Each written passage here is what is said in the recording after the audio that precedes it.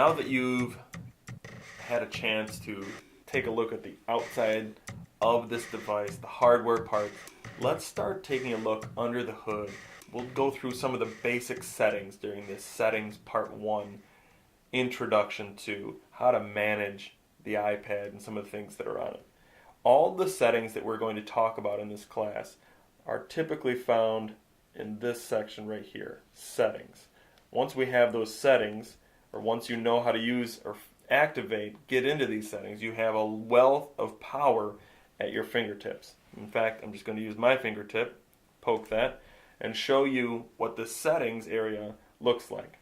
Once you're in settings, it should look a little bit like this, where you have a list of all the different things you can do down the left-hand side, and then every time I activate one of those, the right-hand side morphs and changes so that you can adjust all the settings that have to do with this topic. For instance, if I'm in notifications here, I have notifications for all these different apps. If I want to go to my cellular data, it'll be right here. If you do not have a cellular data or cellular iPad, don't panic. You probably don't even have a cellular data section. So no worries.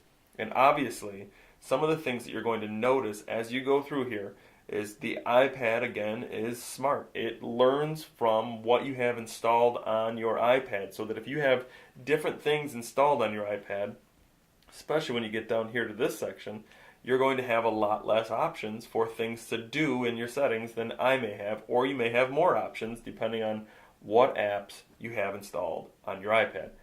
But I'm going to take you through some of the basics of the settings, this top section up here, in this first of a two-part setting series.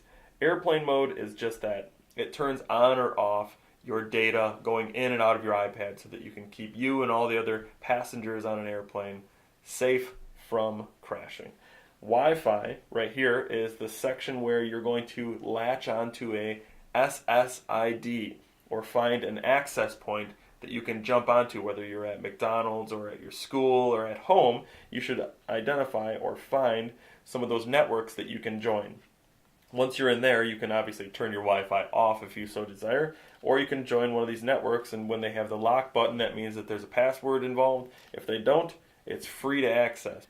But be careful with some of those, because you want to make sure that it's a secure setting that you're jumping through that socket and getting on the internet with. One of the next things, the simplest things to understand potentially, would be the cellular data on and off. But like I said, if you don't have cellular data, it's not really going to matter to you. If you do have the cellular data, this is where you can set up your account and you can decide which version or which plan you want to go with. And this is a month-to-month basis. This is not a yearly contract. But you have to decide what's right for you and sign up with your Apple ID account. Let's pop back up here now and just take a look at location services. Location services are more than what you think.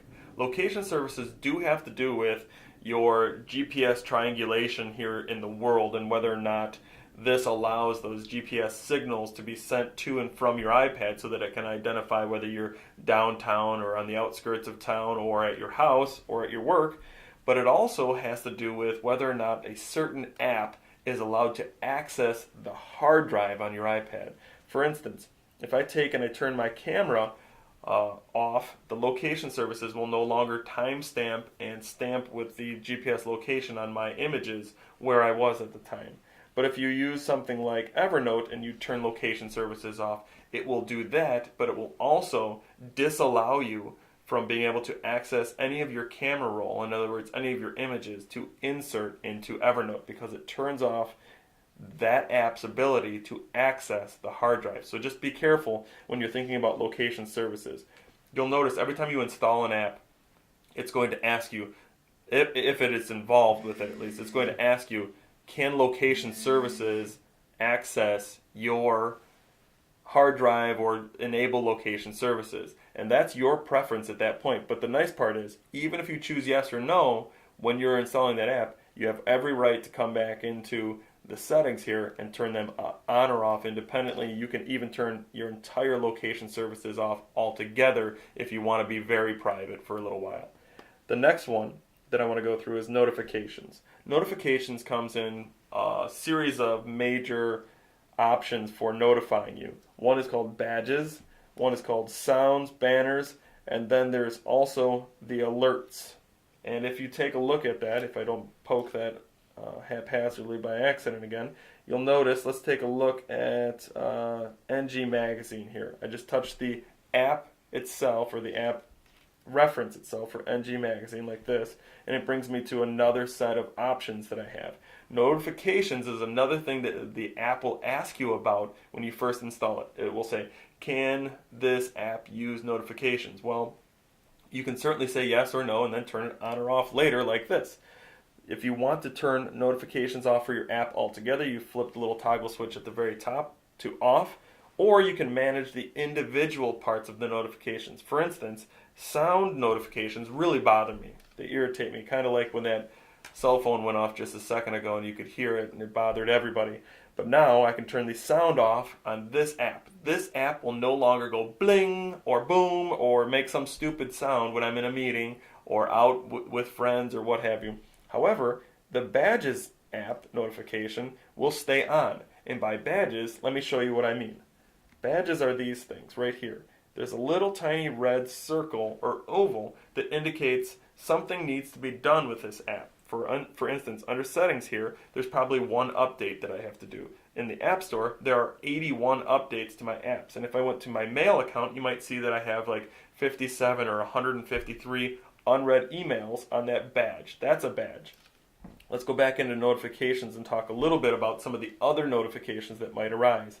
Banners are the little things that pop up along the top up here of your iPad. So if you've got calendar events or some other things, sometimes they jump up into the banner section up here. And then the straight up alerts are some of the most annoying things, but sometimes they're the most pertinent. They're the ones that jump up on your screen as a brand new dialog box right in the middle of your screen, and you have to decide whether you want to dismiss, cancel, or execute something in that notification. Back out of here, and you can see I have notification options for all of these. The nice part is, like I keep saying, you can manage individual levels of each of these apps and decide what kind of notifications you want to or don't want to receive.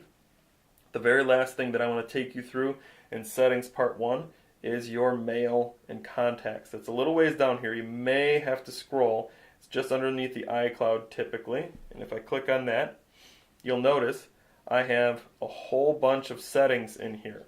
In order to set up your mail, you'll have to come in here, or you can click your mail icon for the very first time and it will walk you through setting up your mail if you have never done it before. But as you can see in mine, I already have my Gmail account set up. The beautiful part about iPads are that you can ingest multiple different email accounts. So you can ingest your school email account, your Gmail, some other personal email. You can even do your siblings or your spouse's email and have it all come down to one place. Let's say you're on vacation and you and your whole family want to check your email from a one-stop shop. You can set that up here in the mail and contacts account. If you want to add another email account or another account here, you hit account and you get to pick from one of these major options. This is the same page that you'll see if you access your mail app for the very first time or your calendar app for the very first time. If you're using one of these, it's extremely easy. So if your school uses an Exchange account or your business uses a Gmail account, you're golden. If you have something else, it's still not that terrible, but you may need to get a little help from an IT service provider at your location to find out possibly what your server name is or any of the other POP 3 issues that you may need to work around. Let's just access Yahoo quickly here. Typically, if you have something like a Yahoo or Gmail account, it's this easy. You just type in your name. This is any name you want to give this email account. It doesn't even have to be associated with that email account necessarily. Just something for you to easily recognize that later on. So you might want to type in Jane's Yahoo account or something like that to remind yourself what account that is. But then you just type in your Yahoo address. So for instance, mine might be something like this. Before you at yahoo.com.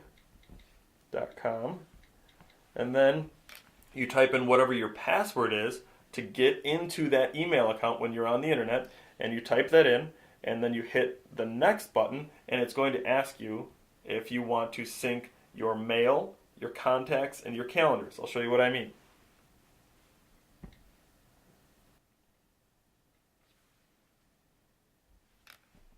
So now I've properly typed in my username and password for my Yahoo account, and it's asking me, like I said, if I want to sync my mail, sync my contacts, calendars, reminders, and notes. As you can see, I have notes turned off, and typically I turn off most things, for instance, like calendars and even contacts, because all of my contact information, all my calendar information is actually done through my school. And so when I do my personal accounts, the only thing I really want to sync is my mail, so that my mail comes into my mail app, but nothing else. So then I would just hit save, and I would be good to go. After it's done, you can see it's been added here. So now I have my Gmail and my Yahoo account. If I don't poke that, I have my Gmail and my Yahoo account. And if I want to add a third, fourth, fifth, or sixth, I just keep hitting the add account section. The fetch new data right here has to do with how often do you want your iPad, your mail app, to jump out to the internet and pull in that new information about new emails, synced up emails, things that you've archived, what have you. And so this is just done manually, which means I have to actually hit the sync button when I'm in the mail app. If I want it to happen every 15 minutes, very often, so it's happening in the background, even when I'm not touching anything, just click on that. And there are even advanced settings in here if you want. If you don't want anything pushed back and forth from the internet at all, you want that completely shut down, you would just flip the switch on this little push notification. Push notifications, which sometimes you're warned about on iPads, are things that are pushed from the internet to your iPad or in reverse. In other words, just data or syncing things up.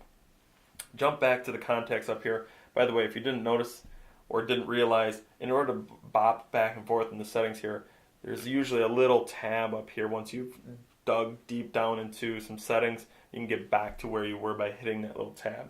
If I go down here, these are just settings for my mail. If I want to show the 50 most recent emails in my list, you can change that to be 25 or 200, whatever. You can even set your preview, because once you're in your mail, you'll have your email down the left-hand side, but then a preview of each email as you click on it will appear over on the right-hand side. You can even change labeling, and you can change whether or not you want it to ask you before deleting. In other words, are you smart enough, or are you going to remember that you deleted this thing? You can turn that off. Load remote images. I think most of the rest of these things you can figure out yourselves. Right here, if you always want to blind copy yourself to make sure that you have evidence that you sent out an email, if you're in a profession where you just always like to make sure you have that redundancy, that's something you can turn on. One of the best things you can do now while you're in here is change your signature so that it's more relevant for you as the person sending from the iPad. In other words, you can type in Jane Swift from such and such school district and put your email address, your fax number, all of those things down at the bottom of your email every single time you send out. One of the things is you will notice some people have sent from my mobile device, sent from my iPad, and you can see it's set up here generically to say sent from my iPad.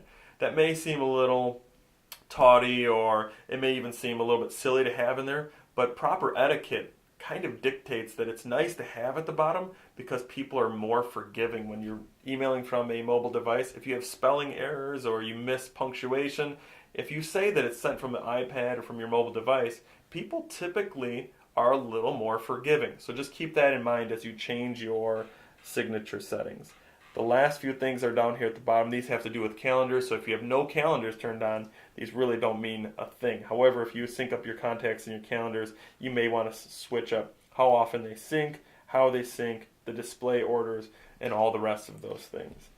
That ends the basics, or the getting started part one of iPad settings. To get out, always just hit the home button and you'll land right back here with all of your brand new settings.